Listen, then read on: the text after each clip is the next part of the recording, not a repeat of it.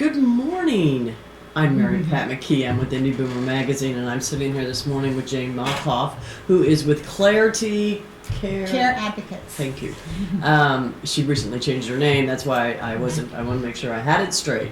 So anyway, before we get started, I want to talk a couple things. There is the new September issue of the Indy Boomer Magazine. It is out in 60 Kroger and Marsh stores around Indianapolis and surrounding areas. So be sure and pick up a copy. That is Perry Hammock, who is Executive Director of the Indiana Bicentennial Commission, and also Mark Newman, who is the Director of the Indiana Department of Tourism, which is in charge of the torch race, if I could say that right, and that's just started last Friday, so they're running around the state, so it's kind of cool. But anyway, like I said, pick up a copy. Jane writes for us, and she writes in a special. Oops, I can't talk this morning. I'm so sorry. It's early. A special section of the magazine called Boomer Plus, and when you pick up the magazine, it's right in the middle. You just pull it out, and it's a Boomer Plus section, and this section is used or meant to be used for boomers who are taking care of their parents, or maybe even boomers who are on the higher end of the boomer age group. Yes. They may be looking for some of these resources as well. So that is in there. So Jane and I are going to talk, but of course, as you know, before we get started, we need to thank Jim Walford, Logan Street Signs and Banners, for the opportunity to have this show, and we appreciate that very much. So Jane, Yes. what shall we discuss today? Well, I think any time is a good time to talk about the stress of informal caregivers. So families and friends, loved ones that are helping take care of somebody. So more about the caregivers. Yes, okay. more about the caregivers. That's great. And like you said, oftentimes a caregiver is a boomer, or the person being cared for is a boomer. Right. Yeah, I can go both and ways. then oftentimes you have younger children with older parents. But we have a company called Clarity Care Advocates, and it's been our mission to sort of provide people with an understanding of all of their options in every facet related to senior services. So it can be everything to somebody who needs to find a quality caregiving company to help them in the home, to selecting placement options, to help them with the day-to-day maintenance of what goes on in the home, everything from housekeeping to fixing the gas stove to getting ready to move to downsizing, and helping families put all of those pieces together. Yes. Because we keep a pulse on the quality of those services. Right. And we take no kickback for any referrals that we make. It's all about who is doing the best service and getting people connected. So we get phone calls on a daily basis for somebody who says, it's time for me to look at transitioning. Often it's a parent out of their home into a facility. They may need Medicaid, they may not. They may have arthritis, they may not. They may have dementia, they may not. So it's all of those variables. And so many informal caregivers are doing such amazing work. If we took the work out of just Indiana that the caregivers are doing and tried to place that on the system could not withhold it. The amount of informal care that goes on. So many times people are facing that, sitting right beside each other like we are now, going about normal life, but not realizing they have this other, basically full-time job looking after a loved one. Oh, it is a full-time job. And it's so hectic doing it that you can't often just bring it into the day-to-day conversation. So that's also part of our mission, that we look at these needs as sort of a continuum of life. Not that somebody at some point suddenly just needs support or decides they need support. But as part of planning for your continuum of life, how do you get ready for that? How do you start thinking about it? And when do you start having those talks? Maybe not only with your parents, but with your children about yourself. And then hopefully teaching your children to have those conversations with their loved ones. So that some of what happens on the end where the care maybe is not the quality it ought to be, that maybe some of that will begin to improve because we're not doing so much in a crisis mode. Well, and I was just going to say, we've discussed this many times here on the show, that a lot of times, and it is many times, a baby boomer taking care of their elderly parents are behind the eight ball. All of a sudden they've fallen and they've broken a hip, or all of a sudden, they can't find their way back home from driving, meaning dementia may could be setting in. And I know Clarity for even personal reference, is been able to answer a lot of questions, and it's not just medical, and that's the thing that I think is important for people to know. You Yes. got a great resource of everything, financial, and I mean, because we didn't understand Medicare or Medicaid or any of that. So anyway. Yeah, I'm a nurse practitioner by training, Yes. so I've worked inside nursing homes. I have worked in home care. I've worked in ICU. I've worked in med surg, and I've worked in the busiest family practice office on the east side of Indianapolis. So I have this wealth of experience that I bring to the table, Right. and I think that helps us be able to guide people. But when it comes to saying who's the best service for helping my mother pack up and choose the things that she would want to take, or plan for No, this, that's a tough one. or relieve pressure for that, or how do I manage my VA benefit versus my Medicaid benefit versus my long-term care insurance, and when is it a good time to buy long-term care insurance, or Right. when do I activate the policy, because there's certain types. So there's so much to be thinking about. Yeah. And we find that a lot of people are working in isolation under a great deal of pressure to try to solve those problems for their loved ones With information they don't have. with information they don't have. And at Clarity Care Advocates, we do everything from private pay consultations, Right. hands-on, walking people through the entire process, whether it's a hospitalization that you're feeling uncomfortable with, placement into assisted living or nursing home, or Right. we do phone coaching consultation, everything from private pay to pro bono. We won't turn people down if they don't have funds for it. Right. We will help and guide people of all income levels. Right. Well, and the other thing that we know, that we've learned, is that a lot of times the caregivers aren't taking care of themselves, Yes. and that's a real Yes. issue as well. It's a real issue. It's interesting what we see happen when they have somebody almost like give permission that what you're feeling is real, and you're not expected. It's the work that you're trying to do is what you feel is the right thing, but it is really more than one person can do. Right. And we know that with some of the great research that came right out of Dr. Bustani at the Healthy Aging Brain Center, that they found that caregivers do best with their health and their own well-being when they step away for no less than 8 hours in a row once a week. Meaning you have to find something to do with yourself. Right. Even if it's just you're checking on your loved one in a nursing home every day for a couple of hours. I got a good story. You on that have one, to yeah. have a whole day where it's nothing but about what you want, even if it's laying on the sofa Right. or going out to a movie, hanging out with friends. You can't Yeah. run to the pharmacy, you can't do any of those things, and you Right. start getting into the habit of having this full 8 hours where You can you're refresh. not being a caregiver. Yeah.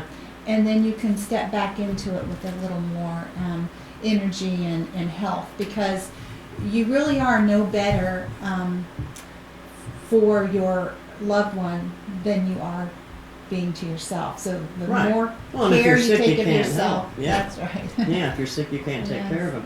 You know, another thing, I have an example. I have a friend of mine whose mom has gone into dementia and is in a facility, and her husband of 50-some years goes every day for lunch and dinner, every single day, and it took him a long time to decide to just go down to once a day because he felt guilty. And I think when it's our families, you know, we feel that we have to do all this and that we've got to do it, we've got to help, we've got to control it, and that's not necessarily always true. But it's hard to give up that It is responsibility, hard to give I up. guess. It is hard to give up, and I think when you place yourself as more of an advocate for your loved one, Yeah, well, that's a good idea.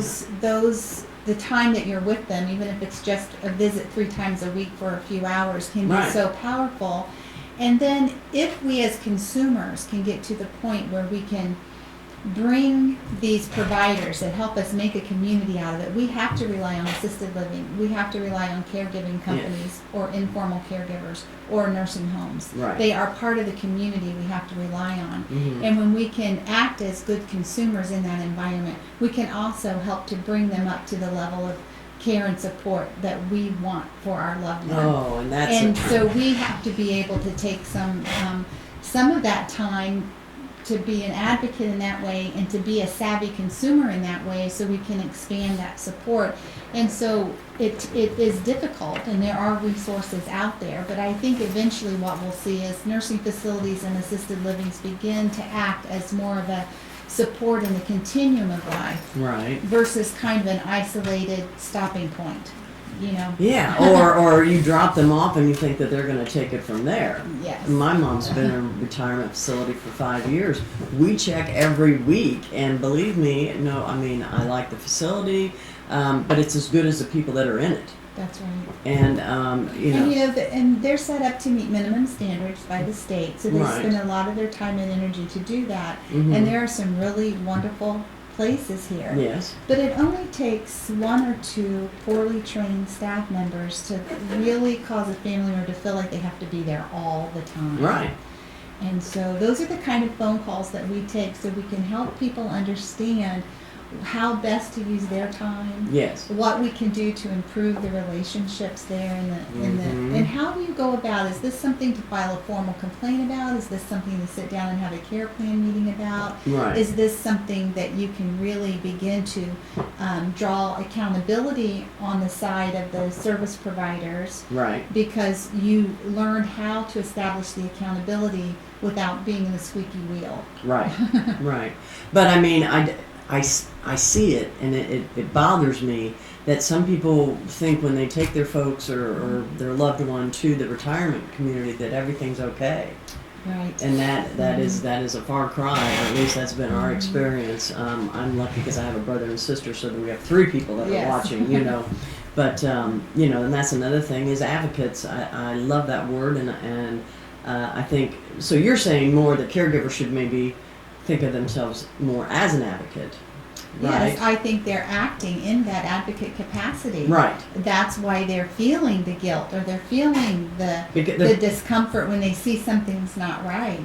Right. And when you say, I'm not just the daughter that doesn't know anything medical, or I don't know, it's not about that. You Right, know right. that you love that person. Yes. And so the things that you're seeing or feeling are valid. Mm-hmm. And so that's where you start trying to take action steps and advocate for them. Right. And there are ways to do that, to make it happen Properly. and to Okay. get the changes you need more quickly. Well, but what I was thinking in terms of what you were talking about is, you know, we talk about caregivers. Well, maybe sometimes it's good for a caregiver to step back and look at themselves more as an advocate. And in being an advocate, that means that if you don't have, like for instance, you mentioned you don't have any medical experience. That's me. So if I don't know the answer, I'll go find somebody who does Yes. know, such as yourself. And then that way you're not stressing about, okay, well, they didn't do it right, so I need to be there at lunch every That's day right. to make sure that they get their That's food right. and they, you know, that kind of thing. Jane, how do people reach you? What's the number? And Yes, website? you can reach me at 317-774-0074, and I am at option number 1. Your option number one? Option number 1. You at that should be number. option number 1. Well, there are other options. But No, you- I know there And are. you can email me anytime Uh-huh. at jane@claritycareadvocates.com. Yeah. Direct email, that's great. I love that, because a lot of times these busy informal caregivers might be midnight when they get a chance Oh, to yeah. jot an email off to hash Right. out questions, and I'm happy to do that. There's no gimmick here. It's Right. not like you have to sign up or that sort No, of thing. and there is So- no commitment because you'll take a call and Yeah. talk to them. Yes. And then you figure out the direction That's before right. you're even talking Many about times any. informal caregivers can take some information and run with it. And Yes. sometimes they want somebody to step in and really be there to help them. Well, and you know the other thing is when they get good information from you, they then go, oh, okay. So the next time they have a question, they know to go back to you. Yes. How long have you guys been in business? I have been operating as an advocate since 1998. Okay. Way before it was sort of a fad. Almost 20 years. Yes. Wow. And so we've had a more formal representation of that for 10 years. Okay. But I've been doing it since 1998. Yeah. And so long time. Right. It's been a long time. And so we're well connected, and try to keep a pulse on what's going on, because you know what, Mary Pat, there are so many people coming forward with services for seniors now. Yes. Although it'll be millennials soon, because did you hear their population has now They're a bit more than bypassed boomers. the boomers just Okay. by 500. We still have more money than them, But you still have. But they will be demanding a different Oh way my of handling goodness, aging. isn't that for And sure. I'm excited about that, actually. But I think that. But what were we saying? I don't know, about but the- speaking of that, I think boomers have changed the whole retirement scenario that our Oh, yes. parents had. That's right. And that That's was- what we were talking about with all the boomers. We Yeah. see all of these businesses popping up. Right. And so you'll have very well-meaning, wonderful people offering you a service, but you don't know their background, their history, Yeah, and their that's real reputation. important, And yeah. so for the most part, we have really good people out there trying to do good work. Yes. But it's nice to maybe call someone like us and say, what do you know about this? And, Yeah. you know, Well, and it's always. I mean, if you're not sure, keep asking. yes. And the thing I learned from Jane, because 5 years ago, my family was in that situation, and she and her company helped us very, very much. But the problem is that there were questions we didn't even know to ask Yeah. that you knew. To say, oh, well, you need to be looking at this or whatever. But I'm just saying that a lot of times, you have really good questions, but keep in mind there may be things that you don't know. Hey, I'm sorry, we've talked too long. We always do.